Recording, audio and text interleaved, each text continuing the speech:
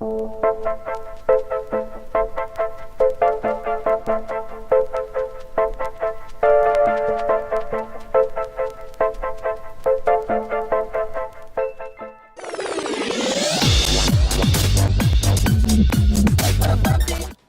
everyone, this is Dave from Geekanoids, and this is my full review of the HTC Explorer mobile phone. Big thank you to Vodafone.co.uk for sending me out this review unit. And if you missed my first video on this, please do check back on my channel. There will be a link underneath this video as well for my unboxing and first look of this mobile phone. Now, very quick rundown on the specs. It measures 102.8 by 57.2 by just 12.9 millimeters on the thickness there. Now, it's quite a small phone, weighing in at 108 grams, so it feels nice and light in the hand. It's got a 3.2 inch touchscreen, and that runs at a 320 by 480 resolution. Now, I just want to show you that alongside my Galaxy Nexus, just to give you an idea on the size of this phone, and you can see it is very small indeed. This is a budget end Android handset, and that's reflected in the price as well. That's not to say it's lacking, really. I've been very surprised with how this has been performing.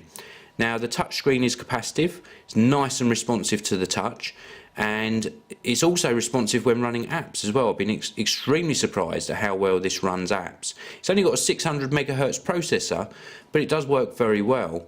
I think the 512 megabytes of RAM in here does help with the actual performance of the handset. Colours on the screen as well, viewing angles are not too bad, and the colours are nice and vibrant. It does look really quite spectacular when you consider the price, which I'll tell you at the end of this video. Now, it comes with touch sensitive buttons underneath the screen as well, so if I'm perhaps viewing the apps that are pre-installed, I can scroll through these. If I want to go back to the home screen, I can just hit the home button and it will take me back to the home screen. Now, let me talk a little bit about phone calls, because after all, you're going to use this for making and taking calls.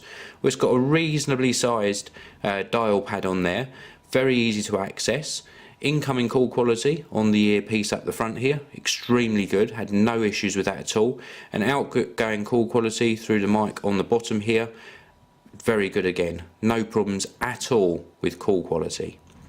Talk a little bit about the camera. If I go around onto the back here, it's got a 3 megapixel camera on the back, not fantastic resolution, there's no flash either, and the camera is alright. It manages to take the occasional snaps, nothing spectacular. Colours are accurate, lighting's good, but the resolution's just a little bit lacking. Whilst we're on the back, I'll just mention there is a speaker on the back as well, and again, it doesn't go very loud, but it's a nice clean sound and a good quality speaker. I also want to mention one of my favourite features of this phone, and that is the tactile feel of this back. It's like a rubberised back with a texture to it. If I give you a close-up look of that, you can see the texture, and it makes it just nice and grippy and very easy to hold in the hand. Battery life, absolutely superb. The battery's only running a small screen anyway, so you shouldn't really expect anything less. You're going to get around about a day and a half to 2 days of use from the 1230 milliamp hour battery. Now, would I recommend this phone? Well, I recommend it to people who are on a budget, maybe to teenagers. If you're looking to buy somebody their first Android based mobile phone, then you should consider this. And it all comes down to price. This is just £120 on pay-as-you-go on Vodafone, and that equates to around about $180. I think that is a very good price for an Android-based mobile phone. It's not the latest and greatest, but if you're on a budget, you should definitely consider the HTC Explorer. I think the only thing you might get complaints about is if you're a recipient of this phone, or if you yourself are used to a larger screen phone, you might find that the 3.2 inch coupled with that 320 by 480 resolution a little bit restrictive. But that said, it is a great budget choice, and I can certainly recommend it if that is all you can afford. So thank you very much for watching. This was my review of the HTC Explorer. You can check this out on Vodafone.co.uk. Please do subscribe to the Geekanoids channel, and I will see you all in the next video.